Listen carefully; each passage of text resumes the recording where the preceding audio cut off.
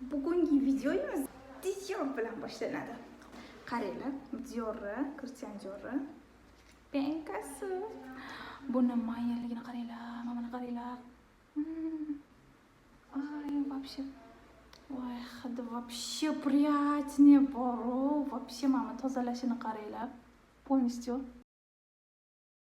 Mana qaranglar. Gap so'z yo'q. No. Mana yuzimni yuvib chiqdim. Dior effektini ko'ringlar.